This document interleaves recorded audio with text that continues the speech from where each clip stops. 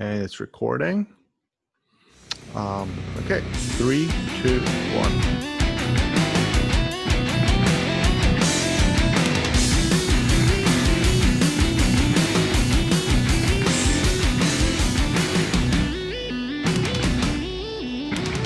Hello, everybody. Welcome to the first Iron Kraken podcast.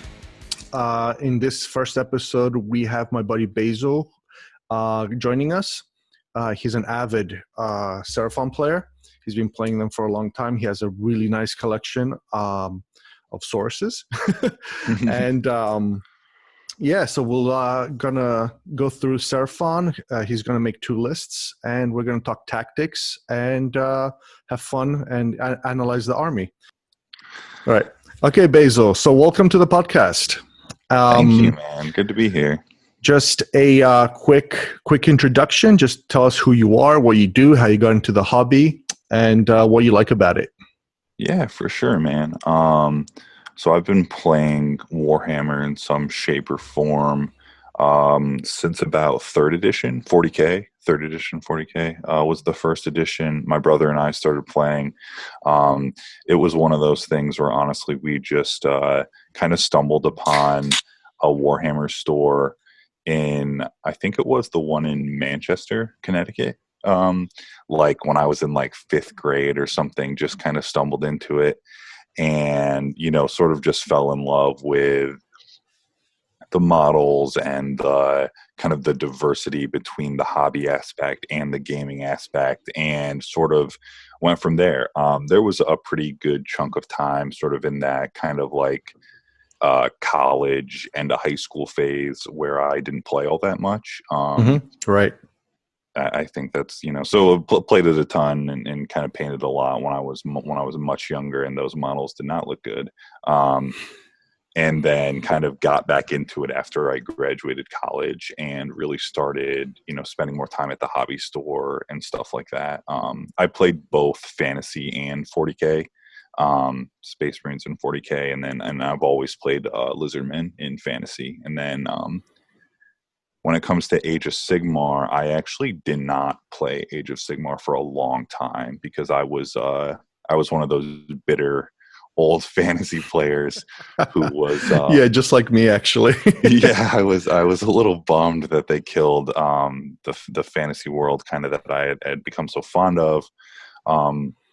And I played a game of Age Sigmar like when it first came out, and there was no points, and I played against a vampire, whatever vampire counts were at the time, but it was just me, because you could free summon. There was no rule, like there was no points, so you could just free summon skinks right off the war scroll. So like it was just him summoning skeletons and me summoning skinks, and we ended the game 4 hours later with more stuff on the table than we started with. And I was like, there is no way I'm playing this game again. That is a disaster. Kind of reminds me of me and my friend Brian. First of all, Tomb Kings for life, but it was me with Tomb Kings, and I was just summoning back like skellies with the banners, and he was playing undead also, and he was just summoning things. And then by the end of the 4 hours, I think it was turn 5, we only lost like 3 models. It was just like the most ridiculous thing ever. Yeah, it was. I mean, the game definitely needed some kind of structure, and it got that. And then I started really playing Age of Sigmar when 2.0 came out. 40K was getting a little crazy. 8th edition was getting a little crazy. So I figured I'd try Age of Sigmar out. Kind of fell back in love with the Lizardmen, which I've always have been my favorite army from an aesthetic standpoint. And then having played 40K for so long, Age of Sigmar is a little bit more similar to 40K. So I think that kind of hooked me a little bit, and I just sort of never looked back after that. Nice. All right. So we kind of answered a lot of like the questions, like why you would like to play Lizardmen from an aesthetic point of view, things like that. Is there anything about the lore that kind of gets you, that's changed from the Warhammer Fantasy days to the AOS days? Well, now. Well, yeah, I was never that bummed about. So Seraphon obviously changed a lot with the lore. The the whole like space angel demons, whatever they are, where they were like mental thought into existence by the Slan. I thought that was, I mean, it was way different, and it wasn't my favorite form that the lore has ever taken, but I thought it was different. I thought it was fun. I thought the idea of, you know, like summoning, like Seraphon being almost like the demons of good was cool. But I'm definitely more of a fan of kind of like the fantasy lore where they're, you know, sort of like the Mayan ancient world, you know, people are coming for their treasure and they're just kind of doing their own thing in their temples. I was always more of a fan of that, but to be honest, I've kind of just gotten into this phase of like there's no books. It's like Seraphon aren't in books, any of like the Black Library books or anything like that. So, you know, they're not main characters. They show up in a handful of novels as like either, you know, side characters or kind of like the backdrop. So I've grown to just sort of take the lore for whatever it is. It's not the main reason I like the army. It's more of a supplement. Like I like that it allows them to be lizards and kind of have a nice jungle aesthetic, and like the, you know, sort of they still have a little bit of that kind of like South American ancient vibe to them, which I'm glad that stayed. But overall, I mean, Sure. the lore is I would say not the biggest reason I play them, but also not something I actively dislike. Okay, so I guess for you, it's mostly the aesthetic of the miniatures and the paints and everything like that, and just like the hobby aspect of it. Yeah, I mean, honestly, it was so I grew up. I loved reptiles growing up. I had you know, I've had them as pets, and I think it was just like I was like, oh, they're reptiles, except they walk around and cut people up. Like they're like, what's not to like? And you know, I was also obviously, like, as every kid is, like, love dinosaurs. So it was like, you know, reptiles and dinosaurs and reptiles riding dinosaurs. Like, what is not to like? And I've just kind of always been in that mind space. Like they're fun. Some of the older models are not the not the best models that GW has ever come out with. Razor Dawns. Yeah, the Salamanders. the salamanders. Yeah. Even the old Saurus models are a little rough around the edges, but I think it still just gets me. Mm-hmm. It still gets me. The whole lizard walking around cutting people up aspect and dinosaurs. I'll never get enough of it, honestly. Yeah, my first kind of exposure to the Lizardman was when my buddy got the Start Collecting box, and he came with the Bretonian half and the Lizardman half. And those lizards were like something else. Like when they first came out, they're all hunched and they looked kind of like...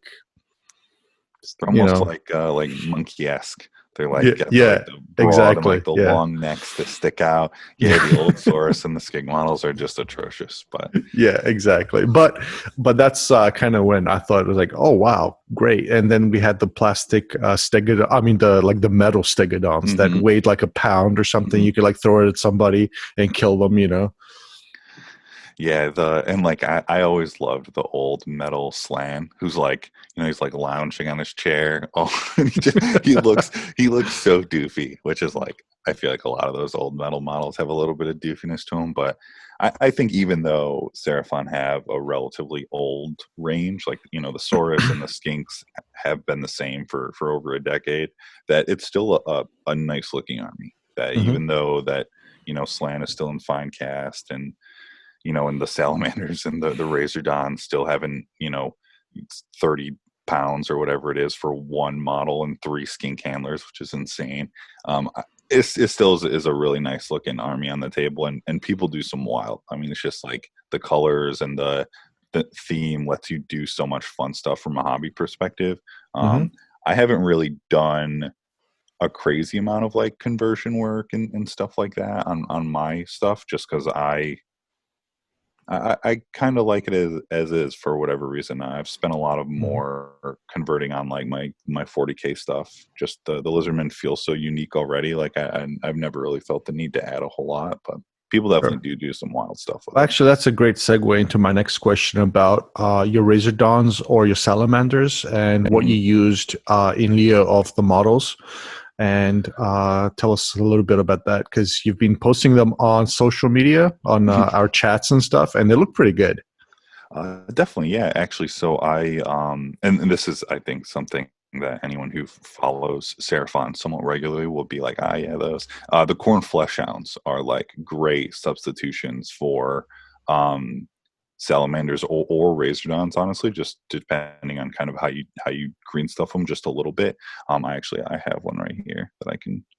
So like just with a different paint job, he's obviously not finished yet, but just with a different paint job, like already he looks, you know, not like a flesh hound of corn, and starts to have kind of like that more salamandery vibe to it, and a little bit of green stuff to give him a frill or something like that.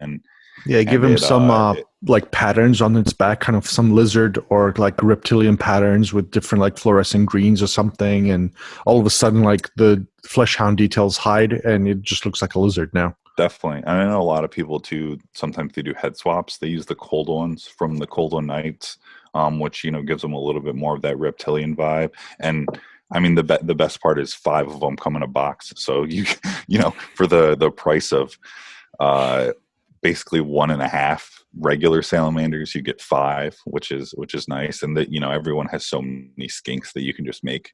It's really quick to make some handlers out of some skinks with javelin. So it's just a nice little hobby project that's not too intensive, and I think goes a long way in terms of not having to buy 6 to 9 old fine cast models at $30 a pop. Yeah, I mean, and any serious Seraphon player has over like 100 skinks like lying around that they Oh might yeah. not be using. So, just put them as handlers and voila. Yeah, and it works great. I mean, even I've started to do the same with chameleon skinks. Like it's pretty easy Hmm. there, because that's another. Those models actually I think look pretty nice. But No, they actually do. Actually, yeah, they're very nice. Are you replacing their like eyes at yeah, all with so green stuff? you snip the tail, do a little curly Q green stuff tail, and then give them the chameleon kind of bug eyes, and they go from being a skink to being a chameleon skink real easy. Oh, that's awesome. Yeah, so some smart, conversion work and some subtle changes, and you got yourself a beautiful army. Yeah, Well, I really enjoy the hobby aspect of the lizardmen. very cool, very cool. Well, thank you so much for that insights. I'm sure everybody's going to get excited. Those who haven't kind of thought about doing that, but right now, let's get to the meat and potatoes of things, and let's figure out how they play on the table. Not only just look good, but like let's see if they're actually competitive. And your thoughts about it. Um, you prepared 2 lists for us, which I'm going to Definitely. throw up on screen. The first list is a source list, I think. Yeah. So what I wanted to do with these two, so just kind of real quick before we dive into them, just to talk Yeah. through how the Seraphon book has kind of divided the army up. So the new book obviously came out right before with all this quarantine stuff. So people haven't really, there's not a ton of tournament Hmm. data or anything like that to go off. So people have just been kind of, doing their own thing and seeing what happens. Well, unfortunately, right now we can't really go to tournaments. Right.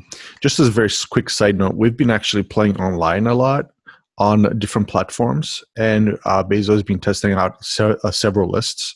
So we've gotten a good idea of like certain things and how they work and what's strong, what's not, what needs to be, like what's overused in a list, movement, things like that. And Hmm. yeah, so we've been testing the lists out, and yeah. Yeah, and I think through that testing, one of the things that's become very clear is it's not.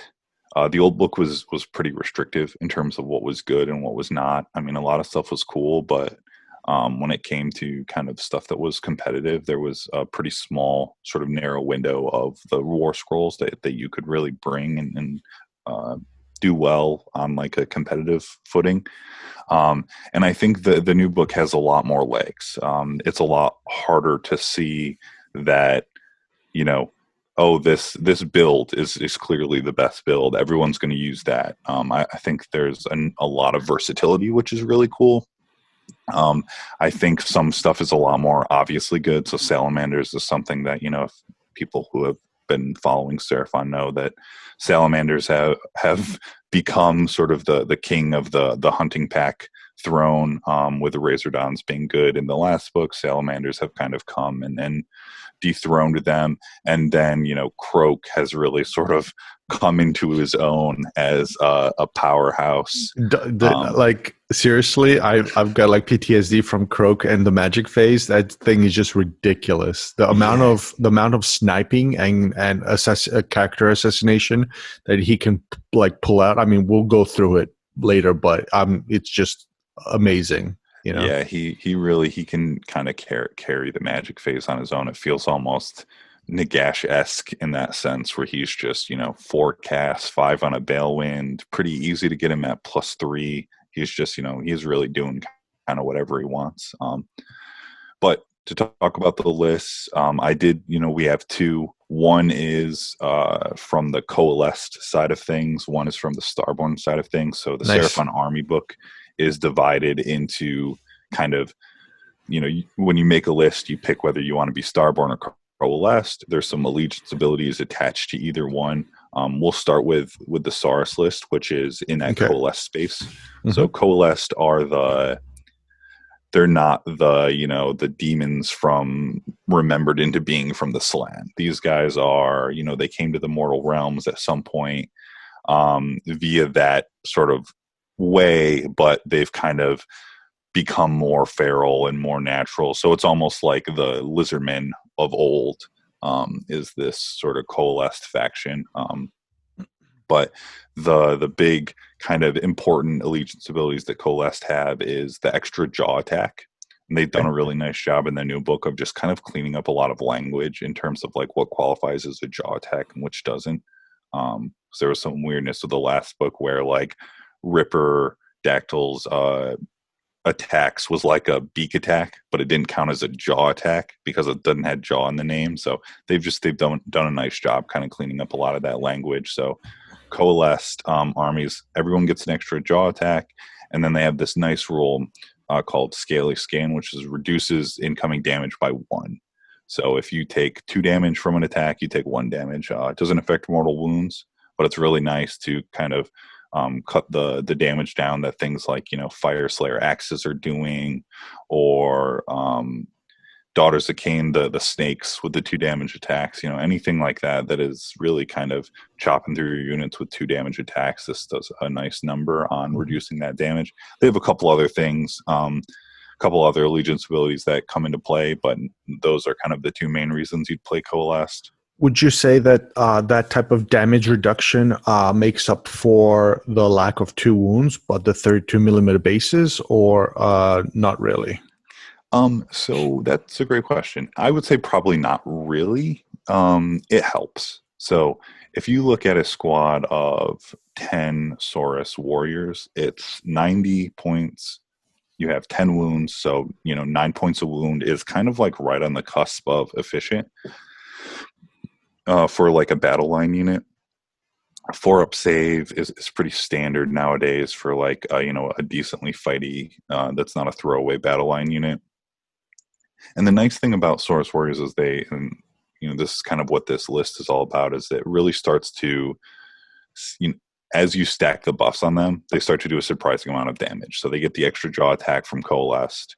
So already they're, when they're over 15 models in a unit, they're going to get 2 attacks with their clubs or their spears, and then they're getting 2 jaw attacks. So you're getting 4 attacks per model at 90 points for 10, which is nice. They lose that extra attack very quickly if you don't take them in big units, and they're slow, which sucks. In the last game we played, we kind of found out that was kind of an issue sometimes, that it's hard for them to get the charge off as often as you want, just because you're moving 5. They don't really have any way to run and charge. Mm-hmm. So even if it's pretty easy to get command points, so that 6 auto 6 run is not super hard to come by, but you can't run and charge. So you can move someplace, but you're not going to move and charge someplace quickly, of course, because they have a 5-inch move. 5-inch move. So just very quickly, just going over the unit itself, it moves 5. He has 1 wound. He has a 4-up save. It has a bravery of 8. If you equip it with a Celestine club, it's 1 inch range, 1 attack, 4 up, 3 up, -1 rend, 1 damage. If you also equip them with a Celestine spear, it has 2 inch range with 1 attack, 4 up, 3 up, no rend though, which is actually big with that many attacks. And it's 1 damage. And then they have jaw attacks, which is 1 inch range, 1 attack, 5 up, 4 up, no rend, 1 damage. Then they have the Warrior Alpha, the Star Drake Icon Bearer, and the War Drummer. The Alpha just pretty much gets 1 extra attack as a champion, which is very kind of common in a lot of different things. Then 1 in 5 of every model can be an icon bearer, and that subtracts 1 from bravery characteristics of enemy models while within 6 inches. And the War Drummer can reroll charge rolls, if that is included. And basically, if, like you said before, if you have 15 or more models, they get +1 attacks on their regular profile, and that includes jaws, clubs, or spears, right? So the +1 attack is just for the clubs and the spears. So they'll get +1. So they'll be sitting on 2 clubs or 2 spear attacks at over 15 models, and then in Coalesce they're also getting 2 jaw attacks because Coalesce gives them an extra jaw attack. Nice. So it's one of those things where the 32 mil and the 1 inch reach is a struggle. It's kind of, I would say, the biggest reason why they're not better. It's just, 32 mil, you're getting in maybe 2 ranks if you do a really good job kind of honeycombing your models with the 1 inch. So they're what I would consider their better weapon profile is the clubs, because you get the rend, and rend's just so important now. The 1 inch range on 32 mils, you're going to be missing out on a lot of your attacks. So you go to the spears, but then you miss out on the rend, which ends up being kind of a big-ish deal when you go against a lot, certain things that you really need rend to do damage to, and they're not cheap enough to where you can just kind of throw them away. Yeah, absolutely. But I find that abilities on every unit that minimize probability, and you don't need actual heroes and buffs to be there next to them or to give them that -1 rend or something like that, it's really big. So I'd really like to see the -1 rend versus the +1 to hit or something like that. Because just the probability of the whole thing just increases the damage output overall. Definitely. And and that's a kind of a good segue to talk about the list, because one of the things that this book has made very clear was that they want you to kind of have these stacking buffs. So you can, with the buffs that you can stack on Saurus, they can be doing mortal wounds on 6s to wound, they can be hitting on 2s, they can be wounding on 2s, they can, be charging 3d6, they can have an extra attack on 6s to hit, but each of those buffs comes from a different hero, and you can't always have them all. And then when you don't have them, the unit is a little lackluster. But if you have them all, it destroys stuff. So it's kind of a nice sort of push and pull between, what's the right amount of buffs to make this unit do what I want, but what's, also, you don't want to spend all your entire points on random 4 wound skink heroes so that you can buff 1 unit to kill 1 enemy unit. Right, because the 4 wounds is very easily taken out, and then your whole strategy just dies. Yeah. But let's go through the whole list. Tell us exactly what you included in the list. What if there's a battalions, heroes, and then we can talk up, and then we can go back and walk through each one of the units, and you can talk about why you put them in and how they act on the table and what type of tactics you want to employ while you're playing. Definitely. So it's, as mentioned, Coalesce.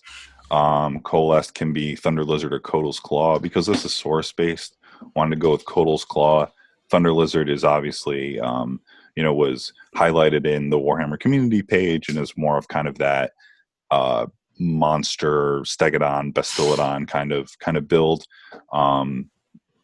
So since we're focusing on the Saurus here, we wanted to be in Kotal's Claw. For the leaders, we're using a Saurus Scarvet on a Carnosaur, a Saurus Old Blood on a Carnosaur, and then 2 Skiing Star Priests. The Old Blood is going to be the general, but he doesn't have to be. You could easily make the Scarvet the general. The big thing about the general is that the Kotal's Claw command trait is kind of like either quotes brooch on steroids. When you use a command point or a command ability, excuse me, from that general onto a Saurus unit, so everything in this list is Saurus basically except for the Skink Priest, you get that command point back on a 4-up.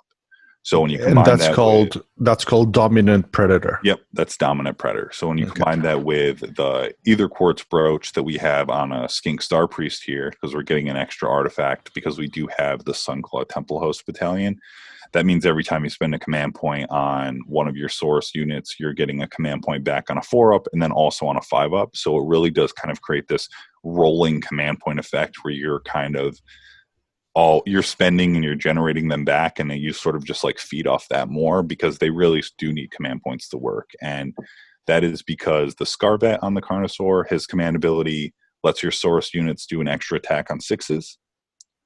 The Old Blood gives them +1 to hit. So, you take your standard Saurus unit and you give them +1 to hit, and then they do extra hits on 6s. And then in Kotal's Claw, they get an extra +1 to hit when they charge. Suddenly that unit that was hitting on 4s is now hitting on 2s and is doing an extra attack on unmodified hits of 6s. So you can see how like the attacks start to stack up a lot, but it does kind of require a couple things to go off. So the Scarvet and the Old Blood are both there. It's just kind of nice. The command points, the command abilities are obviously really nice, but the Carnosaurs were one of the things I think that changed the most from the last book, only because they were, I would say, borderline useless, just in terms of, they didn't really do a lot of damage. They weren't really that fast. They weren't really that tough. They didn't really do much of anything. They kind of just had this sort of very generic, like, hey, it's a monster and it costs, in the world of 200 to 300 points. And there's really, not a whole lot special about it. The nice thing about them now is that they're still not that tough. They're still not that fast, but with the right buffs, they can do a ton of damage. For sure. And, that's obviously one of the really nice things that the new book in general has done. It just really cranked the damage up to 11. And then the 2 Star Priests are there for the Hand of Glory spell, which is rerolling 1s to hit, and the Celestial Harmony spell, which makes a unit immune to battle shock. So that's just, nice because, as you'll see, some of our units are on the larger side. So for units, we have 2 units of 40 Saurus Warriors with spears, a unit of 10 Saurus Warriors with clubs, and then 2 units of 10 Saurus Knights with lances. And then that's it. And then there's the Sunclaw Temple Host battalion. So that battalion has the 3 Saurus Warrior units and then the Old Blood in it. So it's the whole list is going to be 4, 5, 7, 8 drops, I think. Yeah, 8, which is, on the higher end. The book has a really hard time of getting drops down, only because you do end up wanting a lot of these heroes to have the buffs, and a lot of the battalions only have room for, 1 hero. So you end up, kind of fitting your battle line and your 1 hero into the battalion, and then you have, 4 other heroes that are just going to bring your drops up. Right, and then with the battalions costing what they cost, it's not really worth having like 2 or 3 battalions in there. Yeah.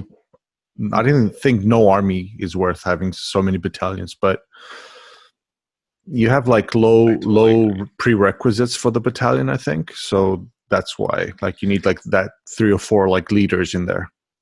Yeah, the battalions they're not bad. No, but they're also not cheap. They're not like total no-brainers.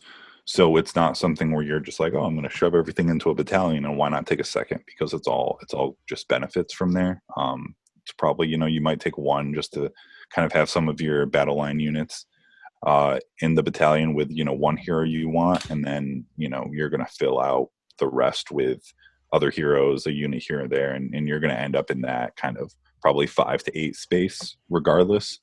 Unless you basically make a really kind of strong effort to cut the drops down, which, I'm not sure if that's necessarily the best course of action.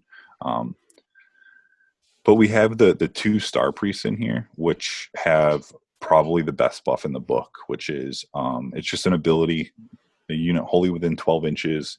You give them on wound rolls of 6, they do a mortal wound.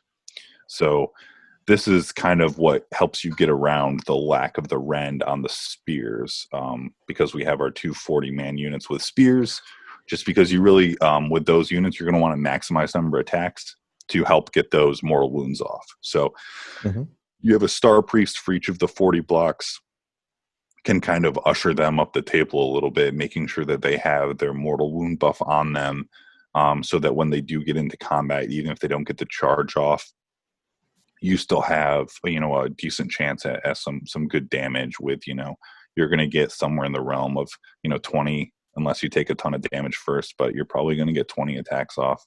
You're going to end up somewhere, in the 5-ish plus range of mortal wounds. You can obviously spike it, and then you still have all the extra, the damage that you're getting from just the spears and the bites. And that's kind of the nice part about the Saurus Warriors is, in this list, the 40-man block is going to have 4 attacks per Saurus until it drops below 15.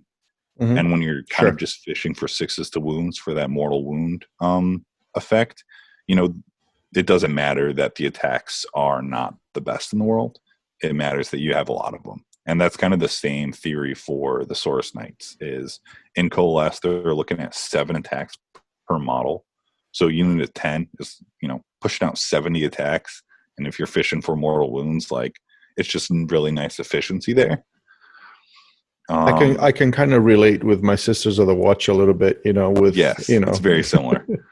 Yeah. It's very similar. No, but I like the way you're thinking about it. You're not just looking at the book and looking at the base stats and be like, okay, this is the best unit in the book. You're looking at it and it's kind of everything is kind of borderline. I don't want to say mediocre, but it's not, the minor end, 1 wound, 32 millimeter base and so forth. But then you're looking, okay, so what can I do? I can totally increase their attacks. And and then you say, okay, there's a spell that adds mortal wounds on 6s. So you're mitigating that kind of lackluster kind of base profile with all of their special abilities, and then all of a sudden you're getting a really nice army. Definitely, yeah, and I think you saw this kind of come to fruition when the book first came out. A lot of people, there was some talk online that people were not super pumped about kind of the way that the book ended up. Because I do think, especially in the sort of the leak phase, where you're just getting kind of this a couple war scrolls leaked here and there. It's in another language. People are reacting off that. The war scrolls are not going to blow you away. It's kind of once everything starts to come together. So in this list, you have the 2 sort of nice punchy monsters who can are on the big base, so they have a nice range on their abilities and their command abilities, which are all wholly within, which is kind of a pain in the ass, but it's nice to have them on big base. So the wholly within is gonna get most of what you want. You can really start stacking command points on one of those big Saurus units, and then sort of depending on the army you go up against, the Saurus Knights are either a nice fast grab this gives you something that the Warriors don't have. You can go out and grab an objective, or since they're on the nice oval bases that Cavalry's on, you can actually use them to screen really well. If you think it's the 40-man Saurus block that's really going to kind of do a lot of the heavy lifting for you, which is probably going to be the case most of the time, you can actually screen with the Knights because their bases are so big. And they're still 4 up save, 2 wounds apiece. So a unit of 10 is going to have 20 wounds. Yeah, just go through their war scroll real quick, or do you want me to just pull it up and just tell everybody what they do? No, man, I can definitely talk through the Saurus Knight war scroll, because they actually did change a lot. Because in the last book, Saurus Knights were trash. They were garbage. You could still get that 7 attacks on them. I think Darren Watson was on the Honest Wargamer, and he made a pretty funky list, but still it was a glass cannon.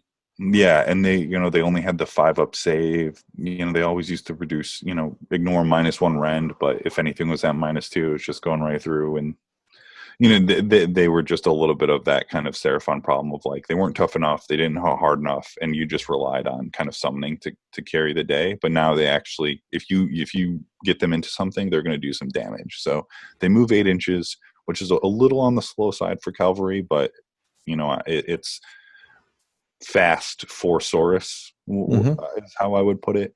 They have a 4-up save, which is nice, so that went up by 1. They did lose the whole book, lost the ignore -1 rend, but basically everything that had that went up by 1 save, which is better across the board anyways. 2 wounds a model still. I think probably a lot of people were hoping for kind of that OBR horse treatment of the 3 wounds for the cavalry, but no luck. So 2 wounds, 8 bravery. All Saurus are 8 bravery. So again, that's another change. Only the Starborn are sitting on bravery 10. So it does become a little bit of an issue for Coalesce when you start to bring in things like Salamanders that only have bravery 5 because they're skinks. It is something you have to worry about more when you never really had to before. But for these guys, bravery 8 is nice. And then you're probably taking them with spears, the lances, the war spear, because on charges they have an extra damage, and that's most of the time going to be better for you than the extra hit. So war spears, they have 2 attacks a model, only 1-inch range, which again kind of sucks. It's a recurring theme of not great range for the Saurus models. You really would love to see 2-inch range on the spears. You'd really love to see 2-inch range on just like the jaws, so you can kind of comfortably hit in 2 ranks, but again, no luck. So 1-inch range, 2 attacks, 4s, 3s, and then no rend, 1 damage. So the model across the board has no rend. 1 damage, and then it goes up to 2s, obviously, when you charge. You could give them the Celestiate Warblade instead, which is basically the same profile, except they don't get the extra damage, and they hit on 3s instead of 4s. Because you have so many ways to increase the hit in the army between the Old Blood and the Kotal's Claw, just kind of natural allegiance ability of when they charge, they get +1 to hit. The extra damage is always going to be better. And then how these guys get to 7 attacks is because they basically double dip on the extra Coalesce jaw attack. They have the powerful jaws, which is from the guy riding, the lizard riding the lizard. He gets 1-inch range, 1 attack, 5s and 4s, 1 damage. And then on the War Scroll, it's the Snapping Jaws, which is from the Cold One. Again, 1-inch range, 2 attacks, 3s and 4s, 1 damage. So both of those are going to get an extra attack because they both count as jaw attacks. So by the time you put these guys into a coalesced army, you're looking at 2 attacks from the spears, 2 attacks from the jaws, 2 attacks from the jaws of the Cold One.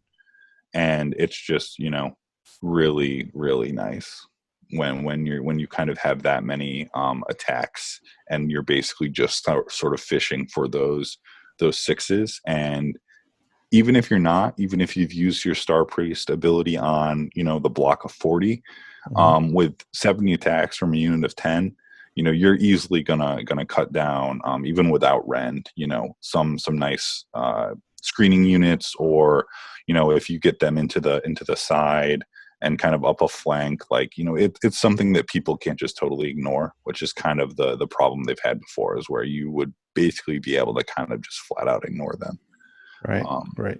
Yeah, this is the thing that because I'm kind of very scared about right now the meta where you have the 3-up save that could go to a 2-up with certain spells from the Ossiarchs, with a 4-up invulnerable save after that, after damage save, like a DPR save, Mm-hmm. Then you've got for example the Hearthguard Berserkers with their 2 damage weapons, mortal wounds on 6s, and then they have a 4-up, and then they ignore bravery if the battle shock phase if they're sitting on objectives.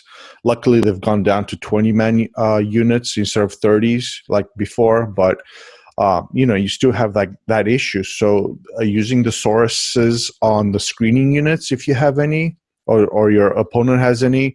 And then how would you deal with that kind of really hard hitting kind of unit that is so hard to chew through? Would you use like your slants, or I mean, in this list, you don't have slants, but how would you go about with that?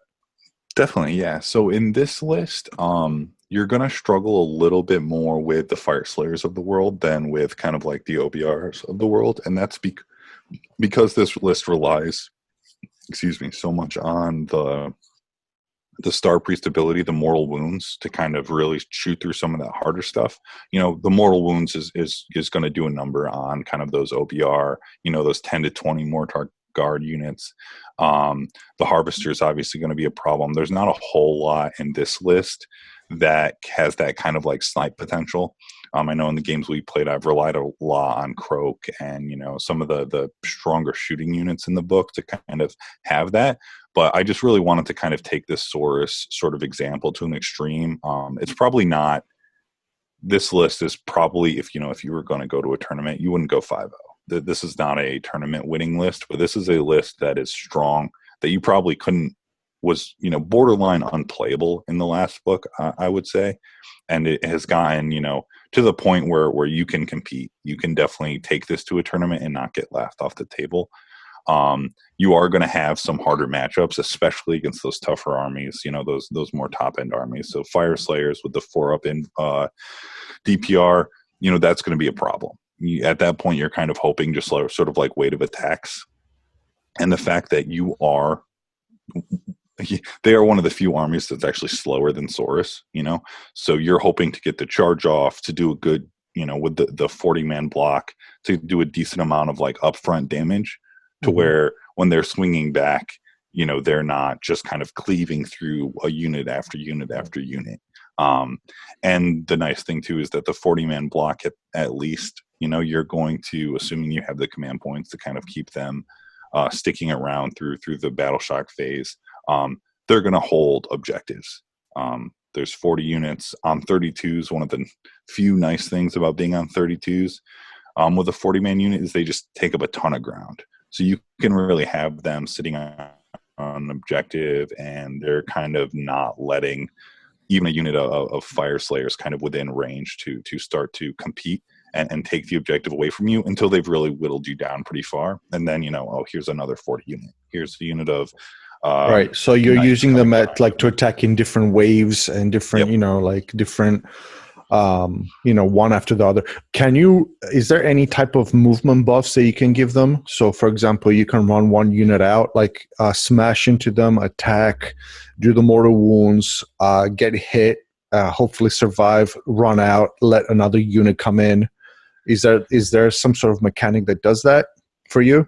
So, unfortunately, in Kotal's Claw Coalesced, you don't really have a ton of ability to be super fast and kind of reach out with a unit like that.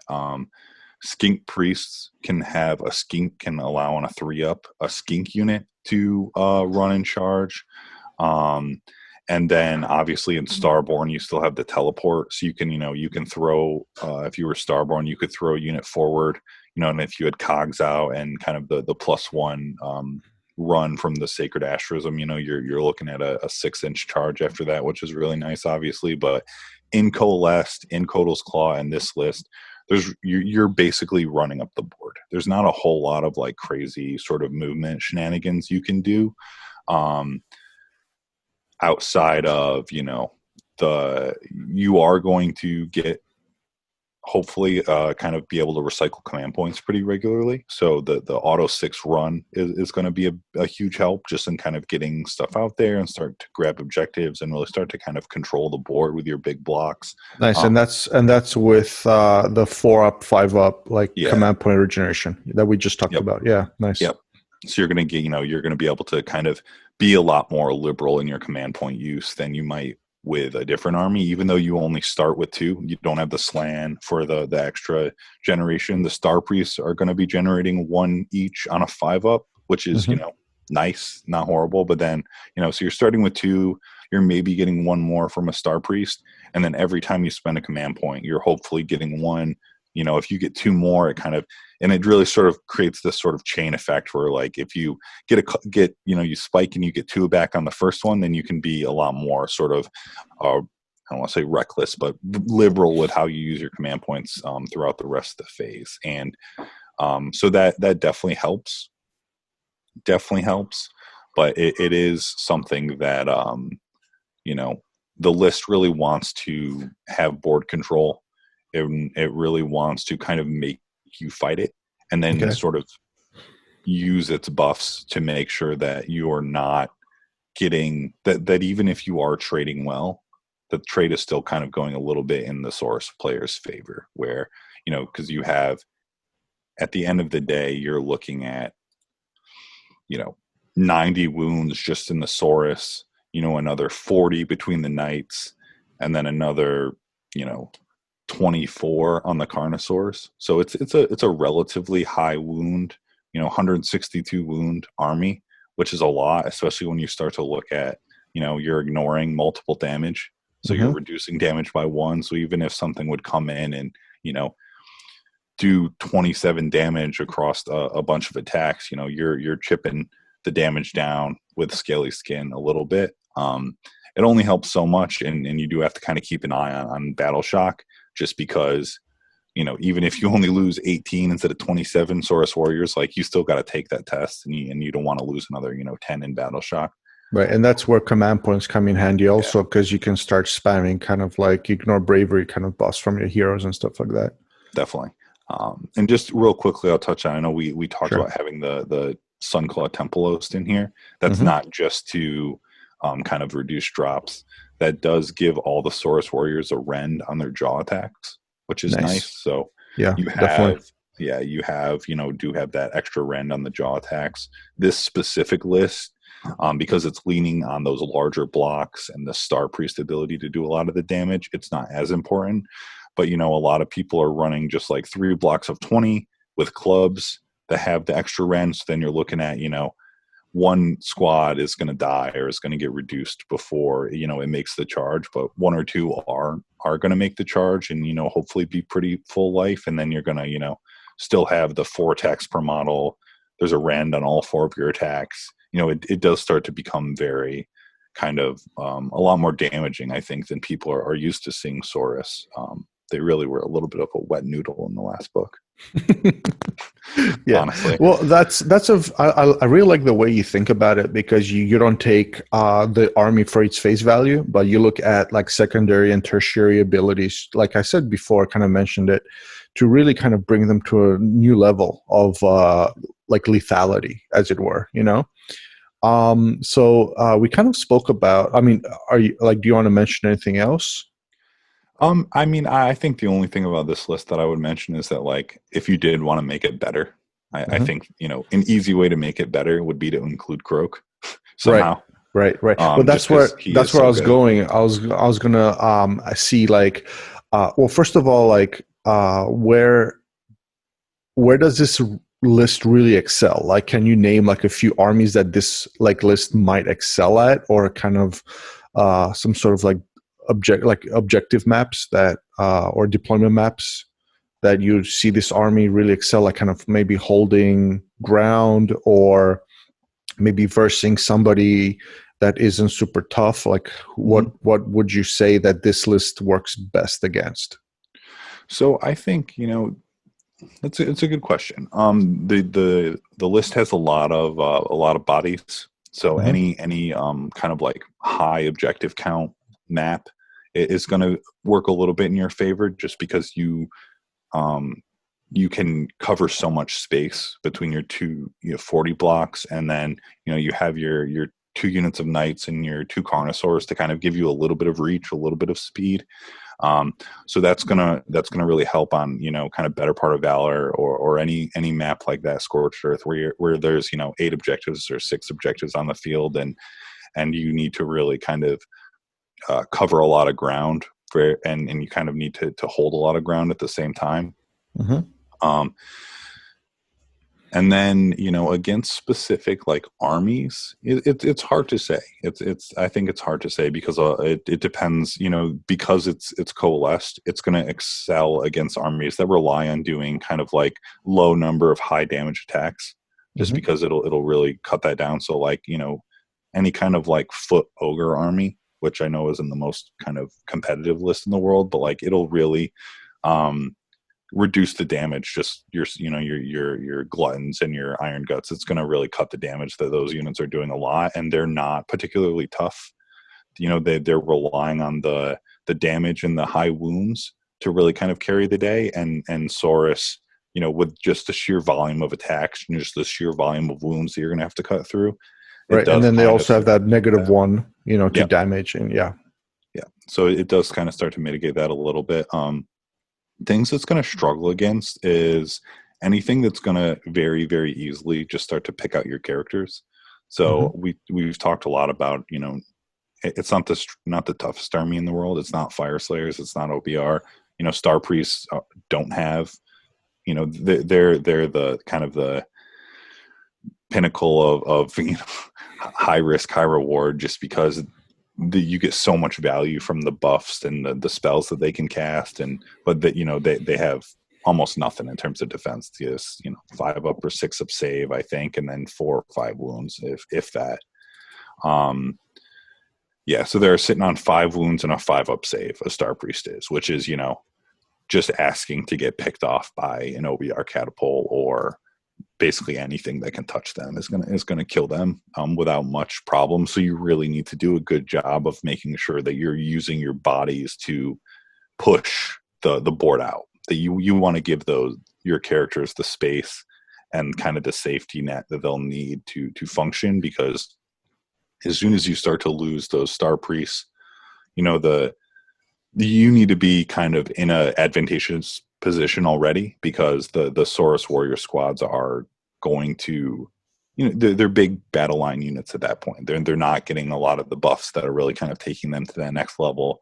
So you're going to see them kind of, the trades they're going to take and they're going to make are going to be not as in your favor at that point. And right. So you need to sort of have the game in hand a little bit.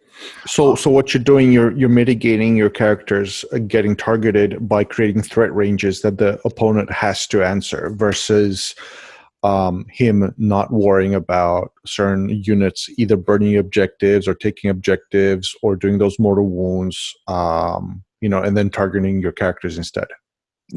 Yeah, you're really using those the knights and the warriors to kind of push out. You want to push out.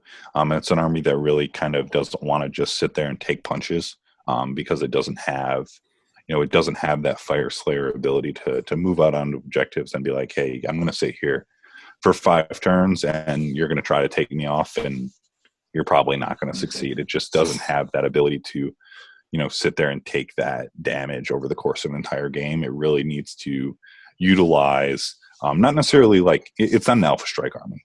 You don't need to go out there turn 1 and get some long charges to succeed, but you need to be smart about the trades that you are taking. You don't want all of your units to take charges from Stonehorns or whatever and then lose half your army in the first turn. Like, you need to, if you have to use a 40-man unit to screen because you have to, then like use it to screen. If you have to use the knights to screen, use them to screen, because the counter punch is the thing that this book did a really good job of kind of buffing up, is that when Seraphon do start to punch back, especially Saurus, they do actually do damage now, which is nice. Like, the Scar Vet on the Carnosaur. I've been on the receiving end of it, and it's really scary actually. Like, they do die really fast. I did bring a couple of units down and kind of wiped out half of a unit of Sauruses, but then even that half hitting me back either wiped out the whole unit or did so much damage that the unit became like useless in the second round. So they're very scary on the counterpunch. Yeah, and that's one of the nice things about the 40-man blocks, is that like, they are only moving 5, like we talked about. So like on the chance that you do have to take the charge from someone, they have to chew through 25 wounds before they're dipping you below that kind of extra attack barrier. And you really want that extra attack. That is obviously like, kind of the bread and butter of the squad. It really kind of improves the damage output by quite a bit. Obviously, an whole extra attack. So the 40-man just gives you kind of a nice extra cushion to where, most units unless it's something that's Stonehorn or something that is really designed to just obliterate whatever it touches. Most units aren't probably not going to be able to do 25 dead models on the Saurus Warrior unit consistently.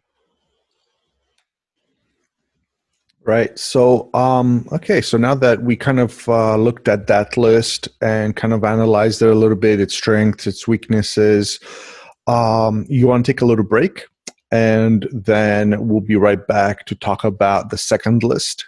Sure. And kind of where you took it, because in the first list you didn't have Croak or anything, but in the second list we're looking at a lot of magic and a lot of nasty stuff. So yeah, it's definitely more range and magic focus.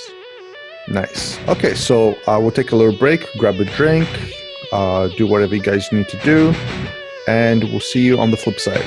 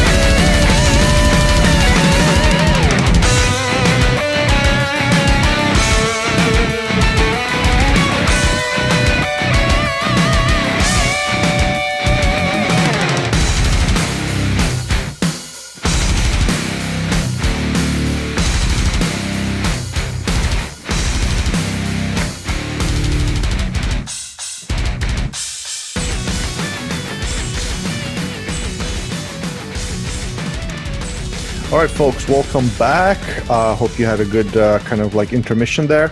So, Basil, now we're going to go into like list number 2.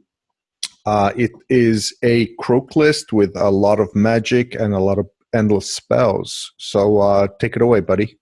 Definitely, yeah. So this is kind of the other half of the Seraphon coin. This is a Starborn list. It's in the Dracothian's Tale sort of subsection of Starborn. So we're looking at Croak, a Star Priest, just like the last list. But instead of running 2 Star Priests, we have just a regular Priest. So we have Croak, a Star Priest, a regular Priest. And then we also are bringing the Astrolith Bearer, just to give Croak some extra kind of power behind his cast. And then from a unit standpoint, we're running 2 units of 40 Skinks and then 10 Saurus Guard for our 3 battle line. And then we're bringing a unit of 12 Salamander Hunting Pack. It's written as 12 in the book, but basically it's going to be 3 Salamanders and 9 Skink Handlers. And we're bringing 2 units of those. So there's going to be a total of 6 Salamanders and 18 Handlers split between 2 units, which is going to be kind of like the nice punch that comes down. So the Dracothian's Tale kind of has that Stormcast Eternal rule where like for every model or for every unit on the table, you can put a unit in the sky, and then at the end of the movement phase, you can deep strike it, for lack of a better term.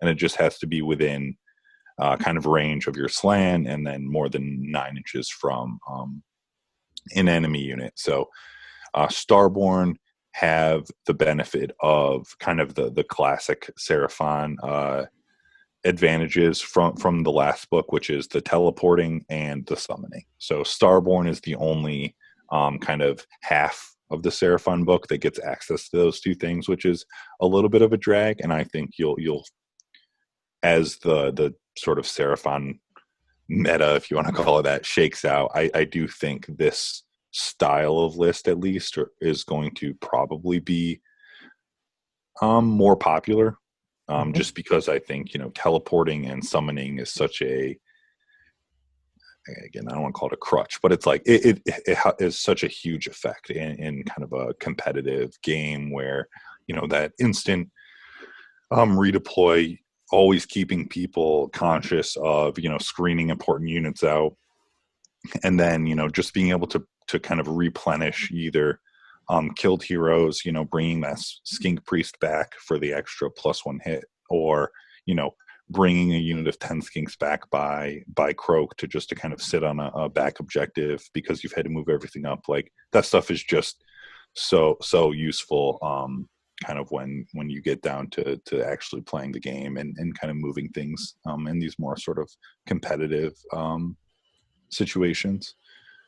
And then there's another 200 points or so in endless spells in this list, and I think those endless spells are kind of a little bit of whatever you like. I went with Balewind Vortex. I think that is almost a must take with Croak. Just less so for the extra spell and more so for the extra range. It just really, combined with the Astrolith Bear, gives him an extra 12 inches on his War Scroll spell, which kind of bumps it up to that 22 inches. And if you get him a little centrally deployed, and that 22-inch range just really starts to hit a lot of the board, and he's just pulsing mortal wounds so much every turn that it really becomes a situation where people need to deal with him, or they need to just sort of sit in his bubble of death and kind of hope that they don't just get ripped down by his massive mortal wound cast. Well, just the amount of like D3 mortal wounds that he can pump out is split among so many units, and him being able to do it multiple times, then having a secondary spell that has no range, is just on the board as a whole. Yeah, and then he can target like units with 10 or more models and does extra mortals, and it's just so good.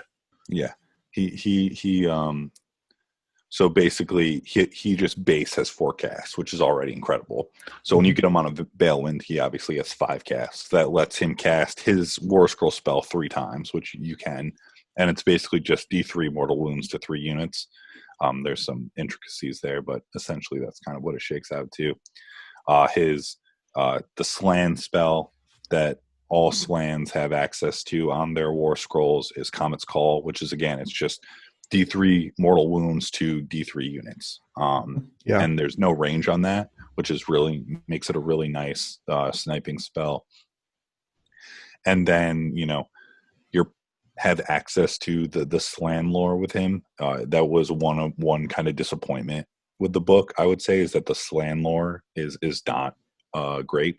It's very support focused, and really just is, I would say, one of the weaker lores in Age of Sigmar, which is kind of funny because Slan and Croak have just become such powerful spellcasters that you kind of need to rely on endless spells to sort of have them do what they want to do, because the lore that they have access to is not amazing. But they do have access to Stellar Tempest, which is kind of like a targeted changeling spell, which just has huge range. What does it do? So it's a 24-inch base range. So once you get them on the Balewind with the Astrolith, you're looking at 36-inch range. You pick an enemy unit, and then it's goes off on an 8, which is definitely high. It's hard to get, but when we start to talk through this a little bit more, it's pretty easy to get Croak on +3 to cast, which only rolling a 5 becomes a whole lot easier than rolling an 8. And then for every model in the unit that you selected, you roll a dice, and on a 5 up, they take a mortal wound. So those squads of 30 Mortec Guard, you're rolling 30 dice, they're taking 6 off. And it gets even nastier against stuff like 40, 60 goblins, just stuff like that. It does start to really kind of do a number on larger units. But if our last game is anything to go off, like you can spike it one way or the other really bad. It's like you can do 11 mortals against the unit of 20, or you can do 2 against the unit of 30, which is, I would say, one thing I'm a little if there was anything to complain about with Croak, it would be that. It's just like, everything is D3 mortal wounds this, D3 mortal wounds that, 5 up mortal wounds here. So if you do kind of spike low for a turn, it does suck. But at the same time, you can spike high, and he just does so much. It's like, it feels like it's not really a complaint. It's just like, there's dice in the game, and sometimes you roll low, and sometimes it sucks. But the other endless spells I brought along were the Burning Head. That is mostly used, honestly, for the rerolling ones of hit to hit with the salamanders or the skinks. So you can, because Seraphon have a rule. So actually, I should back up just 2 seconds. So the Burning Head, Purple Sun, and Ravnic's Gnashing Jaws are all on this list, but they're all bound. And what bound means is basically instead of getting their own endless spells, Seraphon got access to all the neutral endless spells, but under this sort of new category of bound. They can bind them, and basically what that means is only Seraphon players can move it. So I throw the Burning Head out there, the bound Burning Head. I pay 10 points more for it, but then only I can move it. My opponent doesn't have the ability to move that at any point, which is, very strong, especially when you start to get into some of the more obnoxious stuff endless spells can do, like blocking movement. No, absolutely. I think the not having your opponent use the spell that you just cast or paid points for against you is like a massive addition to the army. And do each endless spell have an extra point, like a different point addition to them, or is it just 10 extra for each spell? So it's just the Burning Head is bound Burning Head is 40 compared to the 30 for the regular. Bound Purple Sun is 60. Bound Ravnic's Gnashing Jaws is 40. So it's basically like a little 10-point increase for the bound version, which is well worth it. And obviously with some, worth it more than on others. So, the bound Purple Sun and the bound Geminids are two examples of ones that are get a lot of benefit from only you being able to move it. But obviously it's great across the board. Yeah, absolutely. So tell me how you're going to be using these spells and what you're kind of thinking tactically through the army, like you've kind of, first of all, tell me like, or tell us, like tell all the viewers out there about Croak and the buffs that he gets and the synergies and things like that.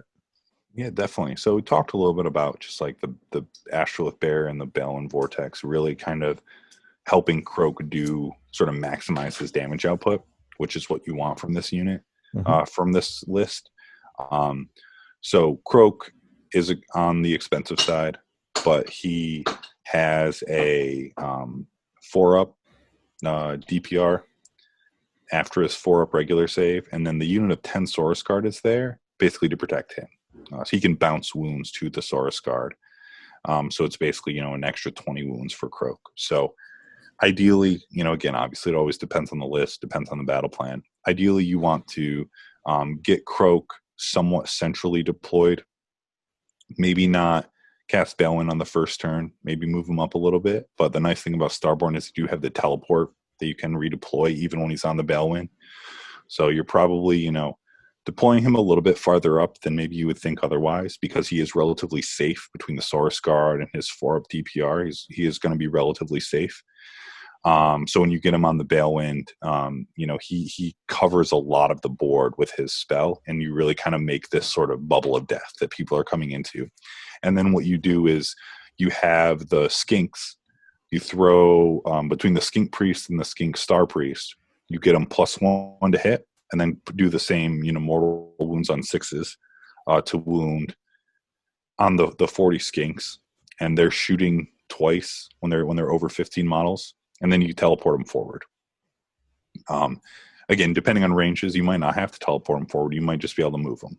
If you get the How far do they teleport? They move anywhere on the table 9 inches away from the unit, from the opponent? Okay. So the teleport changed a little bit from the last book. It used to be in the hero phase, which was nice because you could teleport and then cast spells. Now it's at the end of the movement phase, so you have to be a little bit more thoughtful, but it still works great for skink units who, they're obviously not casting spells, they're shooting. So you still teleport them. They're going to be 9 inches away, 16-inch range on the blowpipes. They have +1 to hit from the Skink Priest. They're doing mortal wounds on 6s. They have 80 shots for a unit of 40. They do mortal wounds. They're going to pepper you with mortal wounds. It's going to be a nice big block of 40 that's now right in front of the enemy army. And then, and you have 2 units to do that with. Nice. And the nice thing about it is you have range. The skinks have range. Croak has range. You don't have to do that on the first turn if you don't want to. If you're playing an army that can't touch you, you can kind of almost like do damage as they come across the board at you. You never have to be all in. Mm-hmm. Of course. And then once, so that's kind of like the thought process for the skinks there. And then the hunting packs, the salamanders, you're bringing them down within range of Croak, and they're kind of the heavy hitters a little bit. The skinks have a ton of attacks, and they're doing mortal wounds on 6s, but the salamanders are coming down, and they have 12 shots per unit. 3s, 2 rend, D3 damage, and they do some extra mortal wounds or instead when they hit on 6s.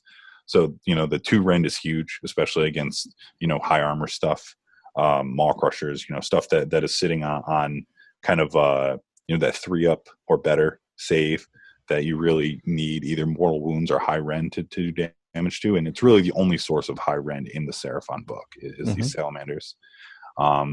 But it just lets you, you can teleport Croak out if you don't have to teleport the skink. And this is where it's kind of like it's all sort of a fluid process where if you can, the skink priest lets you use, he has an ability like a priest ability that most armies have access to. On a 3-up, a unit can run and charge, run and shoot, and they also get +1 to their save against shooting attacks. So if you get that off on a skink unit, between their 8-inch move and their 6-inch run, you might not even have to teleport them. You can move them up really far, and they're going to be that nice big front screen doing a ton of mortal wounds on the shots, and then you can teleport Croak and then bring the salamanders down by Croak and do that. Or you can, push the skinks way out and just kind of wait for them to come to you. And then when they get through the skinks, you have, another line of skinks, and then you have Croak behind them. You're bringing down salamanders.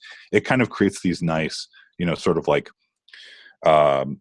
walls of shooting mortal wounds that you got to get through. And it's just between, and that's without even mentioning the fact that you're looking at Purple Sun and Ravnic's Gnashing Jaws, which are both on huge bases that you're using to kind of, not only do damage, but create problems for the enemy units and where they want to move. You can set them on objectives. You can put them in front of your skink units so that when people want to charge them, they have to, move around the endless spells, and then the endless spells are in their midst and you're moving them and doing damage. And it really gives you kind of so many options between I'm going to do damage at range from this unit, and then I also have this unit, and then Croak's also doing a ton of damage, and then the endless spells are also a problem that you have to deal with, and how are you going to move around them. And I think this list, if I had to pick which list was just more on paper competitive, I would say this is probably the one. It has a lot of those key aspects that competitive lists usually look for. Great movement. Skinks are moving 8. Salamanders are moving 8. Powerful magic with Croak. Resiliency. Croak has the DPR, and the Saurus Guard are helping him, live through that. So your stuff. I think it's time to test it. Played against your Saurus list like 3-4 times, but I have not played against this. Time to put it on the table and see how it does. Yeah, I'm a sucker for the Saurus. I keep trying to get them to work. And I think, they're way better than they were, but it's hard to kind of stick to them when you see a list like this. You're like, I could play Saurus and run up the board with 40 warriors to do mortal wounds to you, or I could just teleport a unit of 40 skinks in front of you and shoot you at range and have, essentially the same result. Because it's still, 40 one-wound units. We talked with the last list, it was looking at, 162 wounds just based off War Scroll Builder. This is at 157, which isn't, that much. You do lose a little bit of the damage reduction just from the fact that you don't have that scaly skin kind of damage reduction going on. But you could easily, if you wanted to lose the Burning Head and Ravening Snatching Jaws and throw in another unit of 10 Skinks, just to kind of have some nice another unit to screen or to grab objectives, I think you could easily do that. I like having the endless spells as kind of some nice support there, but it's definitely something I could see messing around with once you get it on the table and you start sort of seeing what works and what doesn't. Yeah, and the Sauruses lacked kind of that mobility and kind of movement potential. This doesn't lack it whatsoever. Between the endless spells being cast, between the teleportation between the bodies also, because Forest Kings, if you spread them out within 1 inch of each other, things like that, they can cover pretty nice sizable terrain. Yeah, board space. I mean, yeah, definitely. It gives you a ton to. You still have a little bit of that board control that we talked about a lot with the last list. I mean, it's not a list that is taking 30 minimal, min battle line models and then relying on, the heavy hitters to do everything else. You have a decent amount of battle line wounds between the skinks and the guard, and you're still getting some punch from, the salamanders and croak just really do a shocking amount of damage.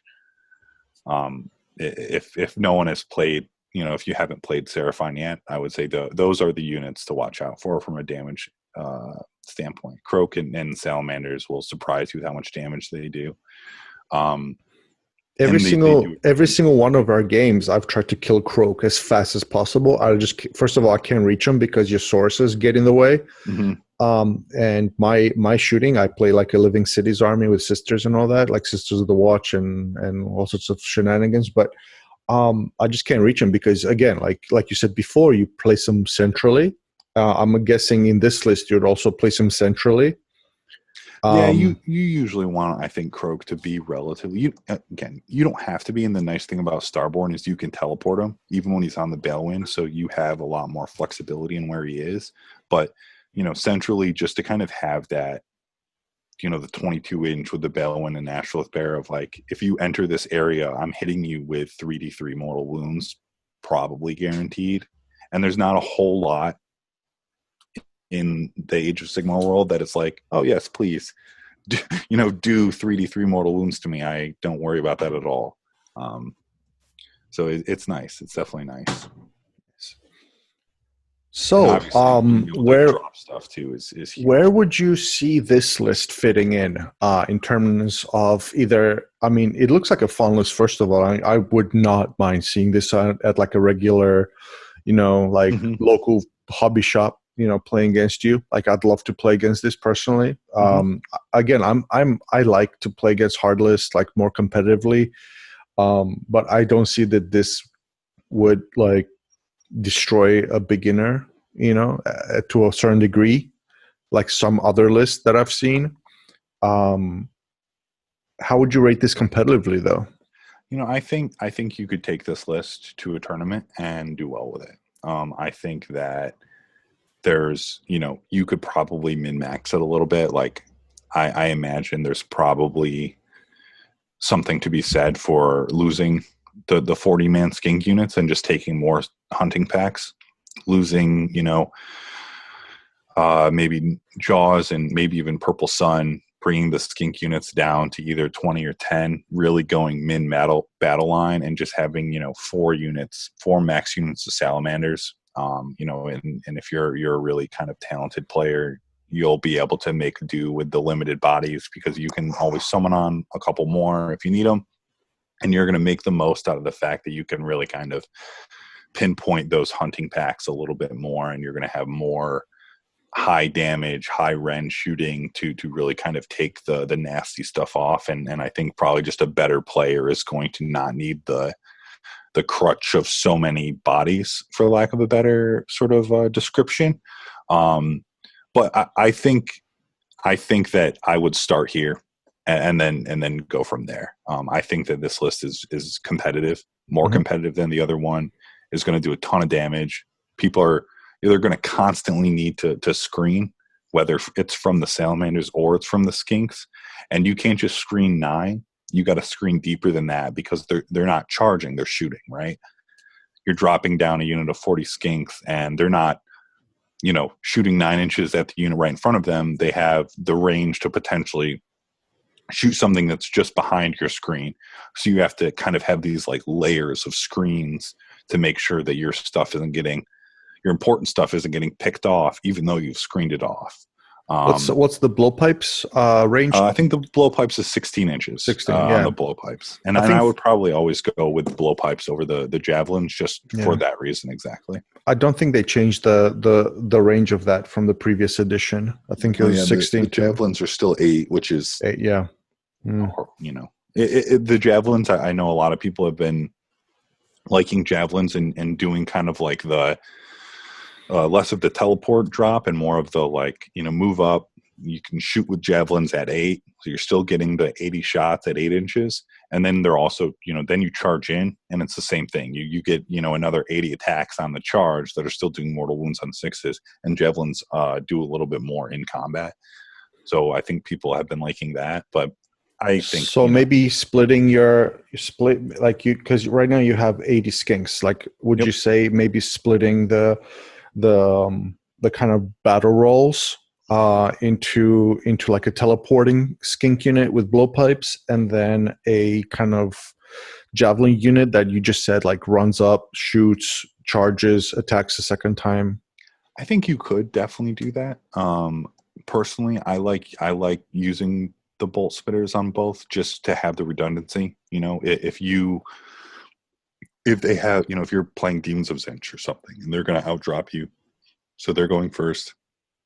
And then they also have the means that, any army that is going to outdrop you and is going to alpha strike the crap out of you, you're probably going to lose, at least an entire 40-man skink unit, probably before you even get the chance to swing or do anything. So I like having the little bit of the redundancy there, but okay, I could totally see that. Yeah, I think that you could easily make one or both javelins, and you would just require a little bit of a different nuance in how you play it. And then it's not, I would say it's not like the last book where it was like every skink had a bolt spitter no matter what. Mm-hmm. I would say there's a little bit more variation. Now you could definitely argue the case that you'd want javelins sometimes. I would still probably go both spitters most of the time, but it's something they did a nice job in this book. Even the pterodons, bolas were always better. Bolas probably still are better, but again, you can see the argument for javelins, and there's certain play styles, certain instances where you might want the javelins on the pterodons or the javelins on the skinks, for example. Where would you see this list evolving? Like, what would you change and why? Like, for example, like why would you remove? Like you mentioned, you remove the burning head and you remove the gnashing jaws, and you add an extra unit of skinks, or you add what and why in what situation? So I've actually I'm sorry I'm making this hard for you, buddy. No. I've worked there was another list I liked a lot, and I was kind of debating which one I wanted to send with you. So basically the other list was less skinks, so it was basically min unit skinks, and I think it didn't have the gnashing jaws in it or something like that, and it brought in a second slan. So it was a slan, a croak, and then basically the rest of it goes down. And what that allows you to do is it allows you to keep croak centrally and then use the slan to teleport the salamanders. So you can, or to drop the salamanders down, because the salamanders in Dracothian's Tale, whatever you put in the realm or the stars or whatever they are before they come onto the battlefield, it needs to come down. I think it's within 12 or 18 inches of a slan. So in this list, they have to come down by croak. So you don't do a great job deploying, or you spike rolls one way or the other, and you lose croak before you bring your salamanders down, like they're not coming down. So the other list lets you have a little bit more flexibility in how you're making use of the kind of the Allegiance Dracothian's Tale ability, but it does lose a little bit from just kind of like the raw damage output of kind of that you're getting from the skinks. So you get a little bit more flexibility and a little bit more versatility and support from the slan, because you can cast one of the slan spells lets you give other wizards +1 to cast. So then now Crocus suddenly on, kind of depending on how you split things, you either have 2 wizards on +3, or you have Croak on +4 and the slan on +2, and it gives you even more dominance over the magic phase, and more snipe ability and stuff like that. But I think at that point it's just you kind of, so that would be like you lean way into magic. I think I could definitely see this list going the opposite direction, where you don't add the other slan and instead you just go almost like more shooting, more salamander packs, so almost even like maybe even losing the priest and the endless spells and dropping the skinks down, and maybe in taking the Saurus Guard from 10 to 5, and really kind of being super, super minimal with everything, but you're taking 4 full units of salamanders and you're dropping them down. And I could see you doing sort of a similar thing, but instead of going heavy up on the salamanders, you're going heavy up on the 40-man skinks. That would probably be my least favorite version of this list, only because I think at the end of the day, skinks are at their best when they're they're playing their battle line role. They're screening, they're moving fast, that they have some damage output from the mortal wounds that you're putting on them, and the fact that they have the 16-inch range. But it's still, at the end of the day, it's still skink. You're hitting on 5s, ruining on 5s, unless you buff it. You're putting buffs onto a unit that doesn't do a ton of damage, so of course it's going to do a little bit more damage, but you could easily put those buffs onto a better unit that's going to do more damage because it's a better unit right up front of the war. Going slightly back towards skinks, is there, because you're fishing for 6s kind of, on the mortal wounds and everything, is there a way you can kind of like start to fish for more 6s? Is there like a re-rolling mechanic they can give them? I mean, you could re-roll 1s or +1s to hit or something like that. Yeah, so that's why the Burning Head is in this list. So you put that either behind your line of skinks. Unfortunately, Burning Head is only re-roll 1s if the whole unit is wholly within 9, which is a little cramped, but you can definitely make it work. So the Burning Head is in there for the re-roll 1s. On the skinks, or potentially the salamanders, a lot of people like Burning Head in Thunder Lizard lists too, with the Bastillodons. And then the Skink Priest's command ability gives you +1 to hit for a skink unit. And that's actually why the Skink Priest in this list is the general. So the Dracothian's Tail Allegiance ability, you have to take, if a slan is a general, you have to take the command trait that comes with the allegiance. But by making the Skink Priest our general, we are now freed up to take whatever command ability we want, or command trait we want. And the skinks have access to this awesome command trait called Master of Star Rituals, where if it's on a Skink Priest or a Skink Wizard, it just gives them +1 to cast, which is, whatever.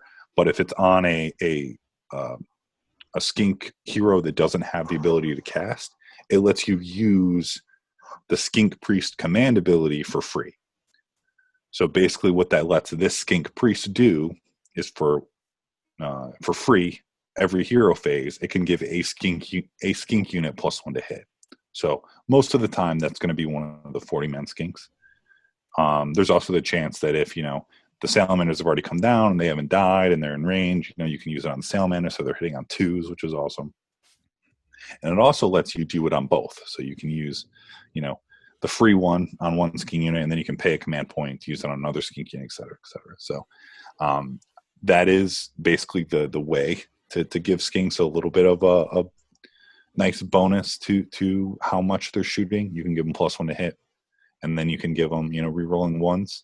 But there's really, unfortunately, no way for like full re-rolls in the army, and there's no way to give them like any kind of like pluses to wound or anything like that. That's within the Seraphon book, at least. Right. Well, I mean, that second list seems like a lot of fun. I'm really, really looking forward to playing it and having you like verse me with it online. And then as soon as we're allowed to meet up and kind of give each other high fives again, we can kind of put it on the actual table and see how it goes. Awesome.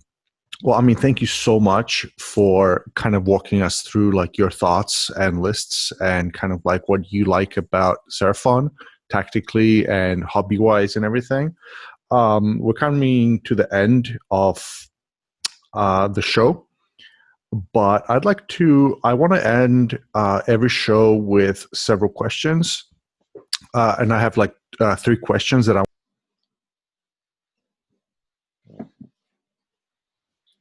Hey guys, welcome back for the last section of the podcast. Unfortunately, we lost about half an hour of the recording, so we had to make time and get Basil back on the podcast. So welcome back, Basil. Hello. So the last section of the podcast, I always want to kind of finish off the podcast by asking some three same questions, so we get a nice baseline for each army and each person's opinions. First question is, what would you change about the army before the whole army like gets totally redone? Second question is, what would you keep in the army before the whole army gets redone? And the last question is your MVP. And then the MVP doesn't necessarily mean a unit.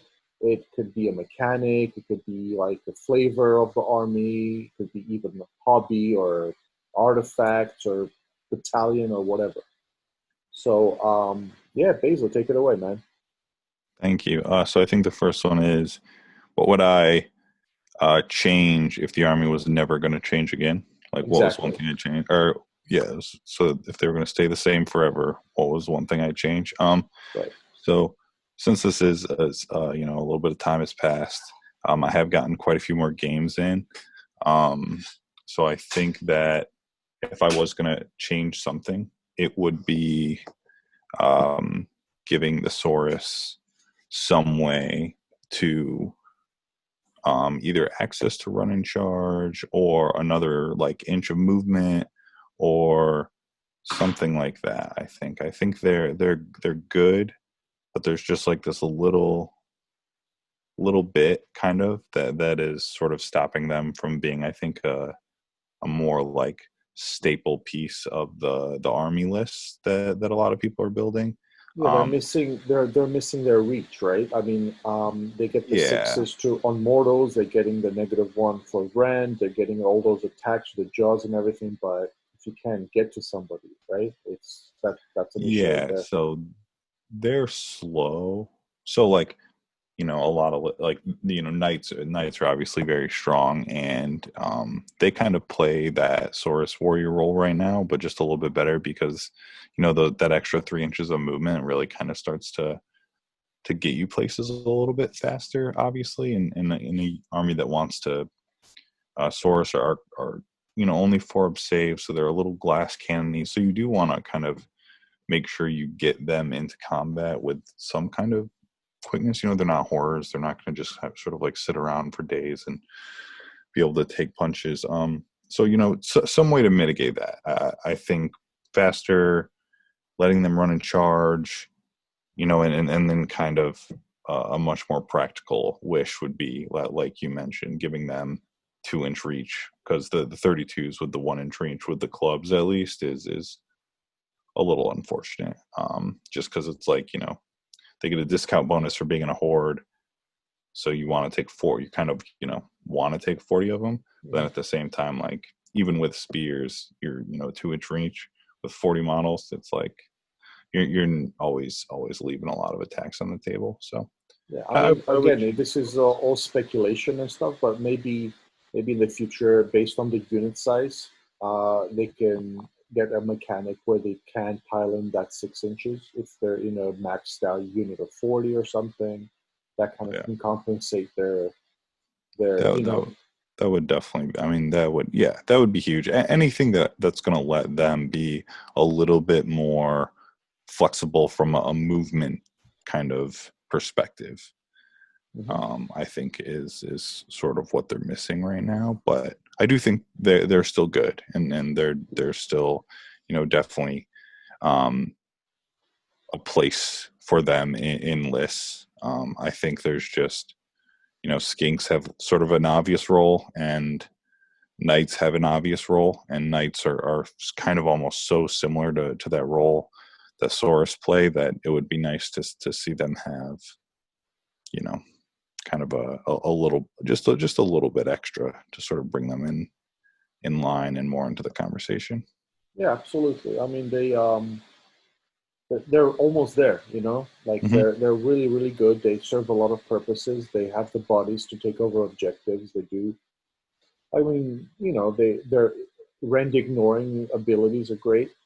Um, but again, like you said, if you can't get them on the objective, or you can't get them in combat, or you can't get them places, then you know Yeah. it's a little hard.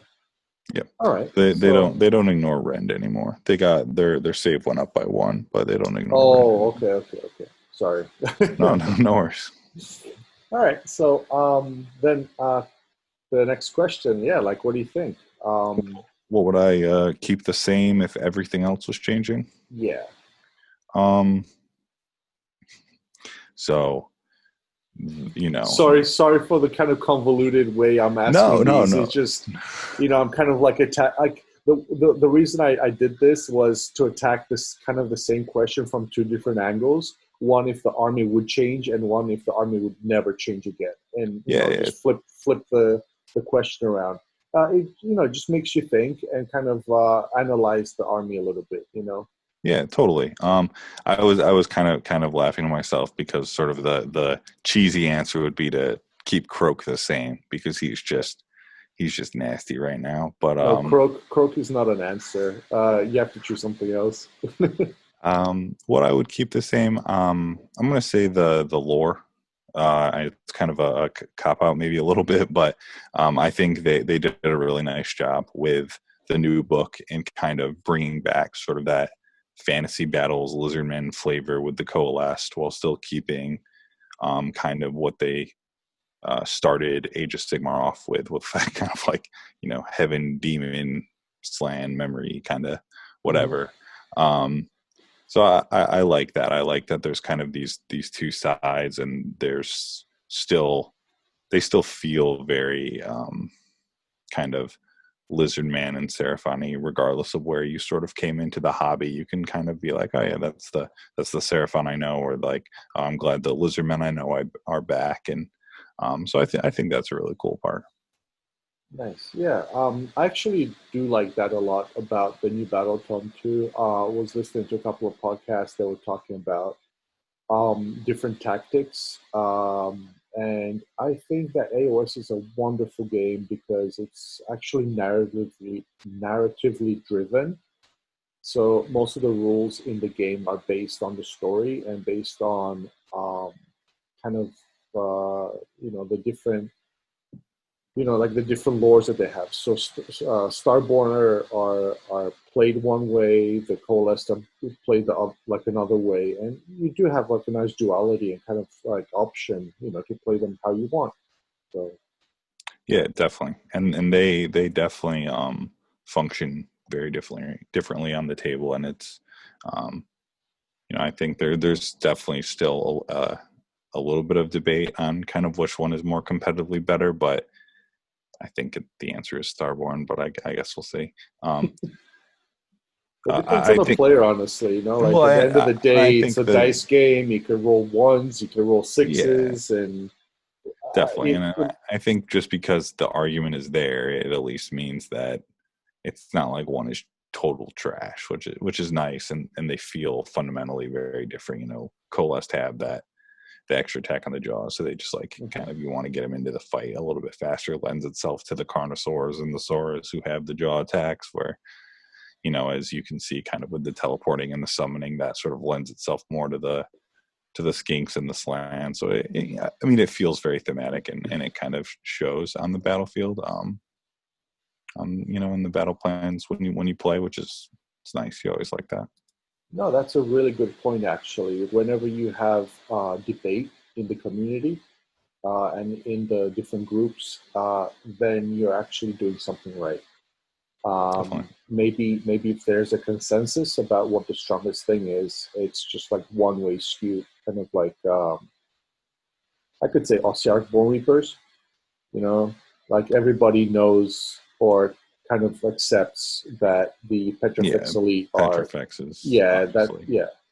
So yeah, I mean, debating between Starborn and Coalesced is the best way because that means that they're both kind of playable and like legit lists in the tournament scenes. Yeah, definitely. Yeah.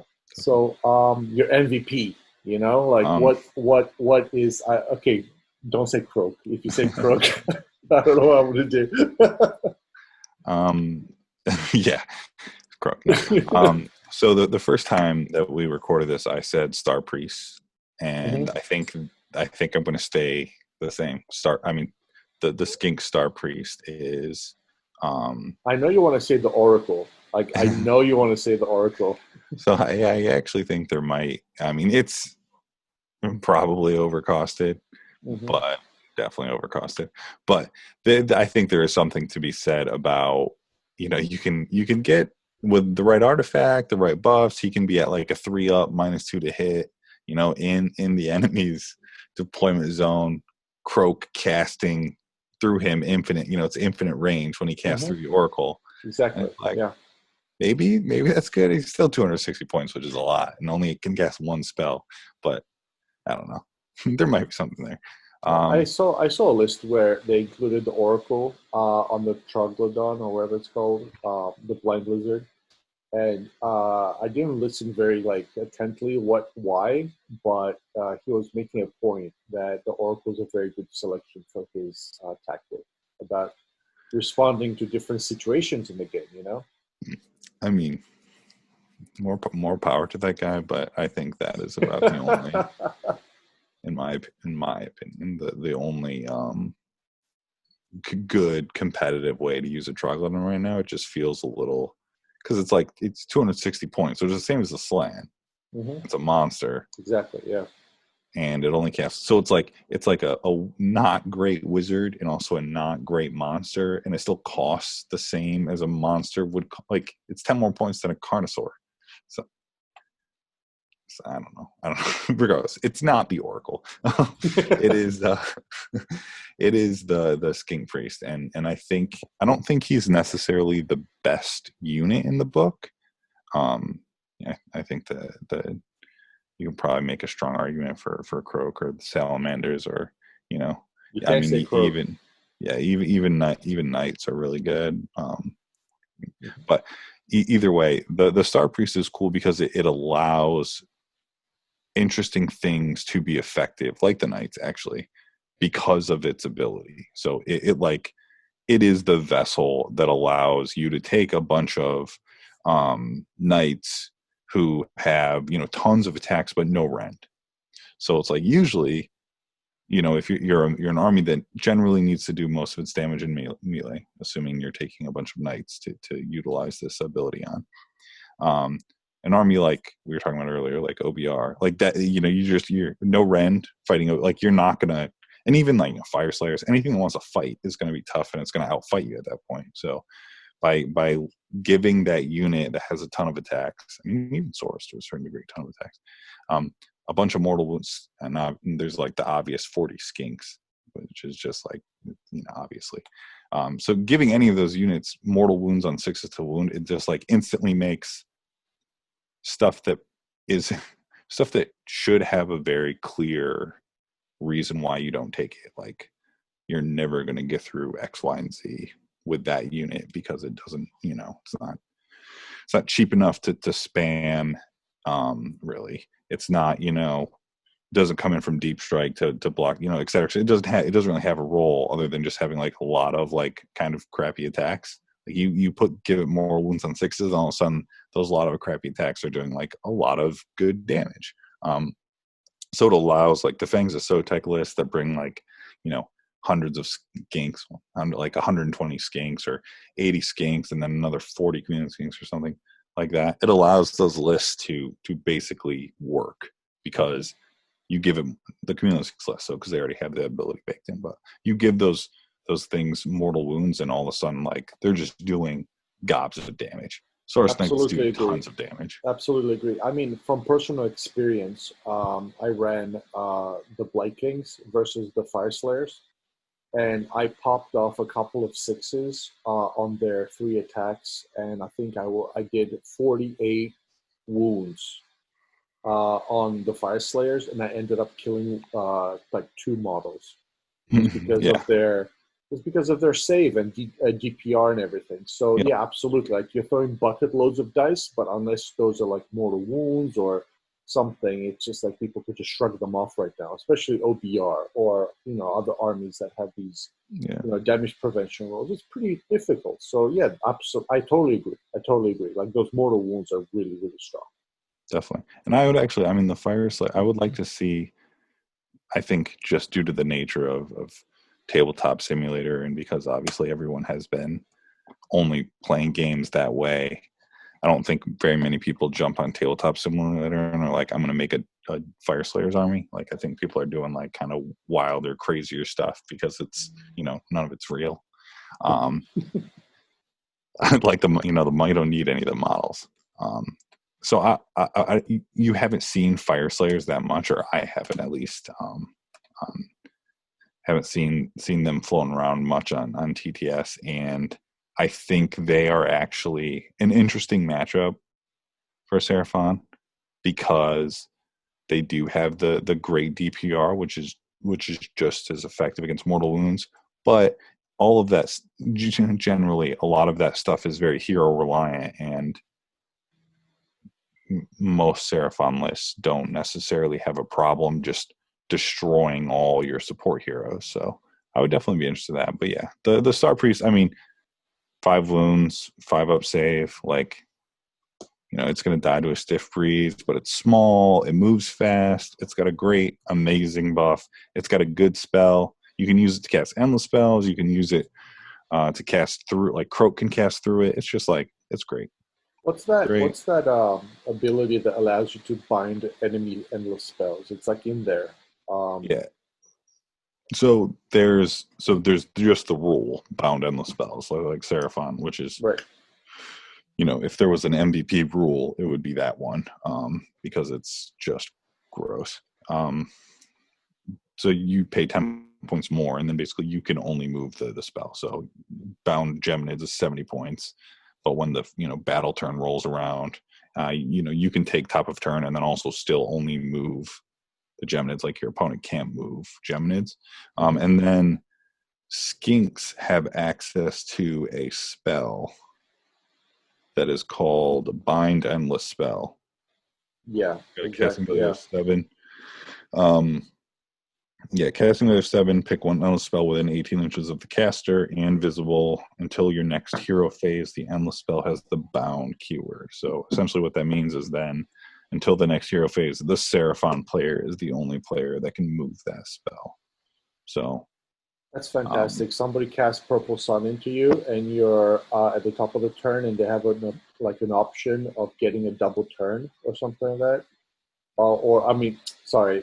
They have an option of actually taking the top of the turn and moving like the Purple Sun into your thing, or maybe their Quicksilver Sword or something. Then you just bind it, and you just prevent them from using the spell against you. So yeah, that's definitely. a very, very good tactic. That the Demon Rift, it's great for that. But yeah, I mean the Skink lore is nice. There's a lot of nice spells in there. Unfortunately, all Skink wizards are only 1 cast wizards, which kind of, you'll probably have 2, maybe 2, probably won't have more than that. But it's definitely a nice lore. I wish kind of, as I'm sure every Seraphon player does, I wish the Slan and the Skink lores were swapped, just because you would, there's multiple Skink spells you always want to have, and the Slan spells, like, I'm going to take Stellar Tempest, and then my other, if you have another Slan, it's going to have the one that does +1 to cast for the other wizards, because it's just like, right. But either way, the MVP is Skink Priest. The thing I would keep the same is the kind of the cool thing they've done with the lore, where they they sort of given us the cake and let us eat it with Lizardman and Seraphon, kind of these two nice halves. I do wonder if maybe that'll make balancing weird for the future, but who knows. And then the thing I would I would change would be I'll just say more broadly, I would do something with the Saurus. I think they need Saurus warriors. They're probably my favorite model. I have too many of them. I'm still going to try to make them work, but it would be nice if they had just like a little something, another inch of reach. I would probably lean towards something movement related. Getting the rerolls of charges was awesome, but movement 5 is always like, movement 5. Yeah, You know, you'd no think for way to like a run a predator charge. type of like creature, they would move a little faster, like Yeah, some I sort mean, of even like if it was velociraptor or something, something. yeah, definitely. And even, I mean, so like, even if it was something like, I know the war clans have that rule where they can like, I don't know, they like move D6 if an enemy unit is within 12 or something like that. Like if it was something like that, I don't know. The Star Priest, or sorry, not the Star Priest, the Star Seer does help the 3d6 charge. That does help them out a little bit, just because obviously it makes the threat range a lot bigger, but you're relying on just another dice roll at that point instead of having something a little more reliable to work with. 6-inch pylon would be awesome. Wouldn't help them get there, but like 6-inch pylon is always great. Yeah, that's Seraphon. I have played a lot more games with them in general. I think they're stupid strong. I think, well, let me rephrase that a little bit. I think there are a couple builds that are extremely strong. I think most of those builds revolve around Croak, probably Salamanders, and Bound Geminids. But at the tabletop simulator tournament that some people held this past weekend, there's 2 Seraphon lists that went 3-0, which is always great to see. But they're very different. One was Croak. Didn't number 1 come out with Seraphon? Yes, yeah. He's one. He ran salamanders, so like 5 units of 4 salamanders, something like that. So it was his list was he ran 1 full unit of salamanders, and then he had a lot of singles, which gave him a lot of flexibility on bringing stuff down and stuff like that. And then he had kind of like the Croaknado stuff like that. But yeah, he won the last one they did too. So he's definitely a great player, and it's tabletop simulator, so people are doing interesting stuff on it. Shooting and magic generally works a little bit better on tabletop simulator, just because, at least for me, it's annoying to move with the mouse, like tons of models super precisely in melee combat and stuff. So it's just usually a little bit easier to teleport big blocks of salamanders around and then just like blow crap off the table. But so we'll see. I think everyone's looking forward to when people are playing on the table, and everyone, there's kind of a better view of how stuff starts to shake out.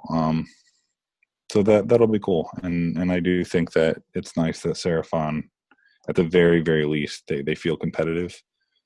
I think it's a little tiny bit of a shame that it seems like their most competitive form is this sort of like, although it's like they've always been like this, so I guess I should just expect it by now. But like it's like tons of magic, tons of shooting, and like not super fun to play against. Like they were like that in fantasy battles. Most of the better Age of Sigmar Seraphon lists have been like, we're gonna drop a bunch of Ripidactyls that do 4,000 hits like right in front of your face because we have a battalion that weirdly lets us do that, or we have a battalion that lets us reroll all hits and wounds and saves on 2 Basilodons that are going to sit in one spot all game, or Croaknado the first time and the second time and now the third time. It's just like, so it's a sequel, man. Come on. I know.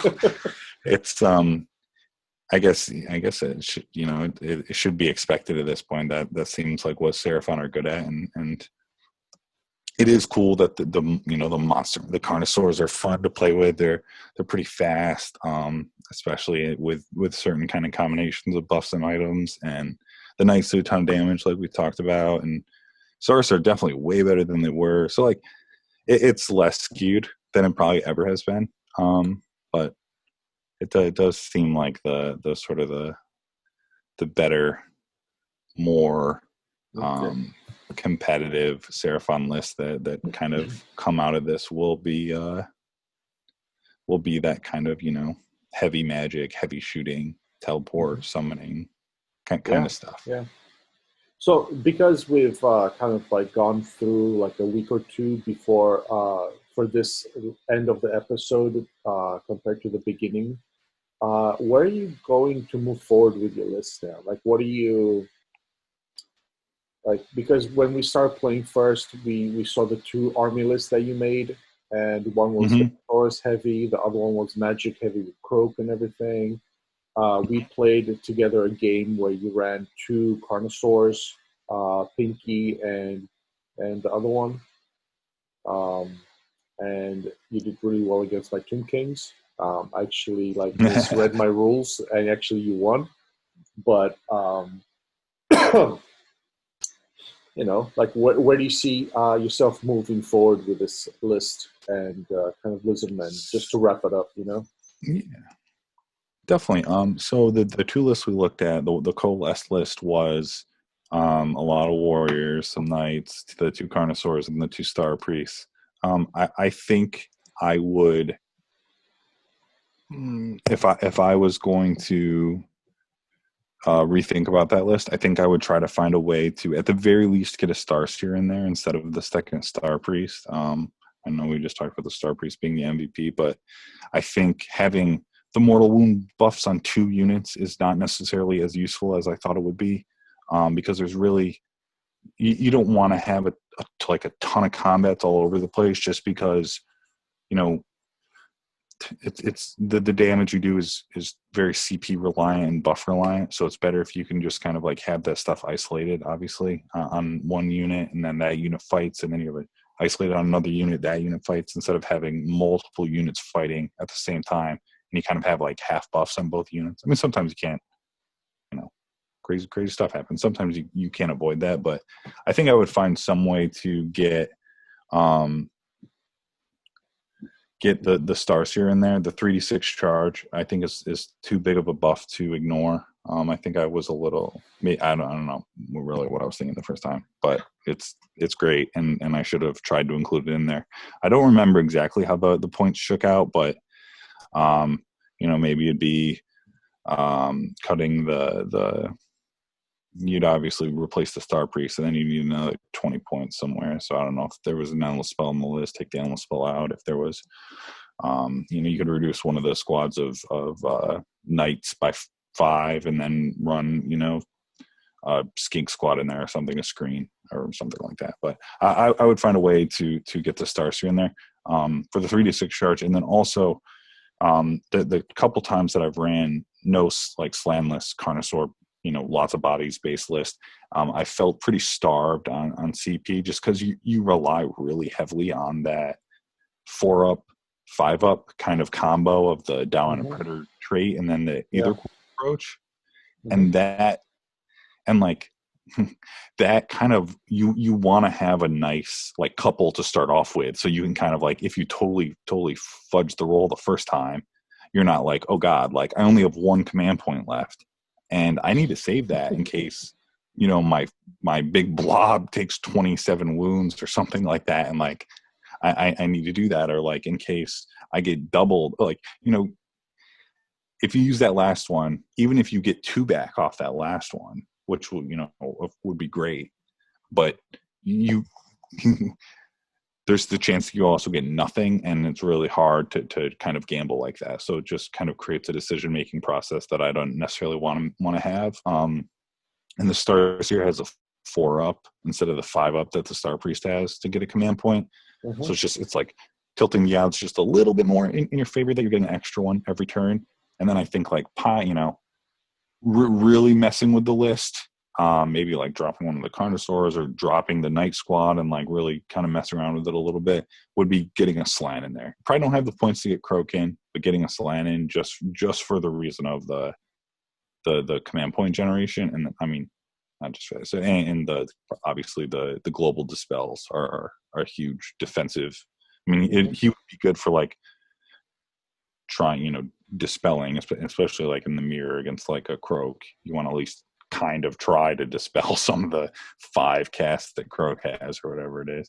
Have you And then experimented he also with like summoning? Because you can technically get about 10 points per turn, and then you can maybe run that 12-man unit of Ripperdactyls or Pterodons or whatever, and then summon the Pterodon hero, you know. So Yeah. you're saving that 100 and something points, but you're still giving them like the mortal wounds on 2-ups or whatever it is.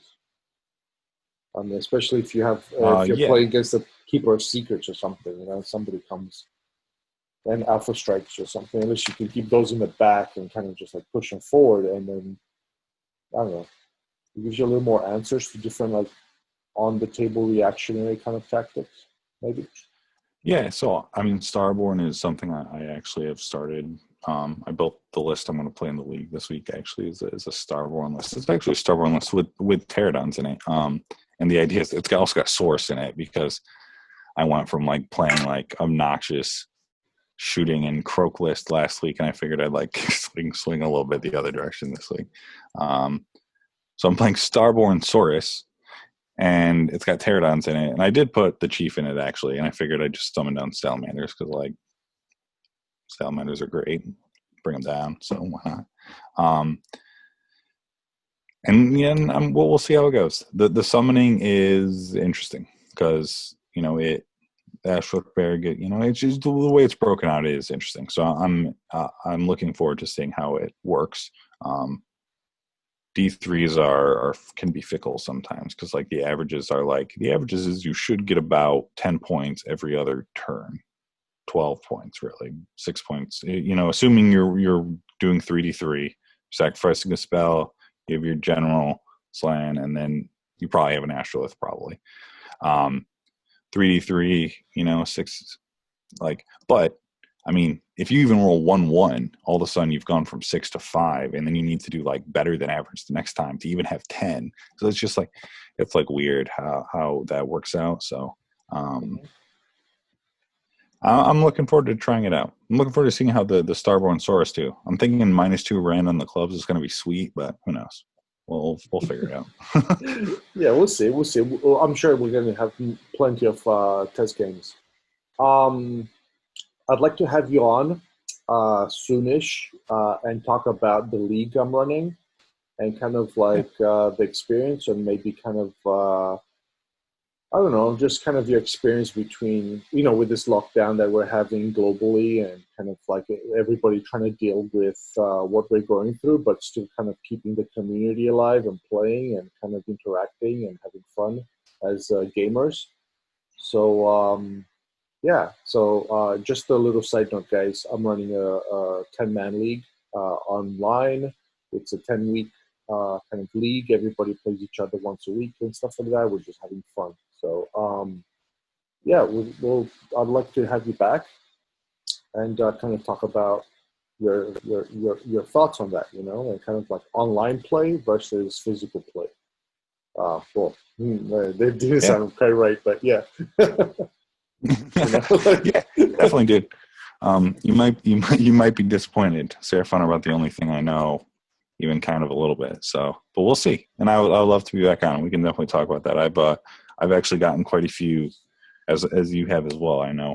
But I've gotten quite a few games in, and I've enjoyed it a lot actually. It's kept me, because I was like not. Because like I've been waiting so long for this stupid new Seraphon book, and it comes out, and it's like it looks like it's strong, and I'm like, oh, this is it. Like it's like this is finally the time that Seraphon are gonna like be able to be something that I want them to be. Well, and then the world like, just like put your right, thumb, and then it's like no, like yeah, no games, no tournaments. I was like, oh, so it like, you know, it was a long time before I even had one game in with the new book. So it's really helped me kind of like, obviously I've played a lot of games on it and try stuff out and kind of focus my painting a little bit based on what I'm liking on the the online TTS, Universal Battle, whatever you use. But Yeah, for sure. definitely. Absolutely. We'll talk online play versus real life play.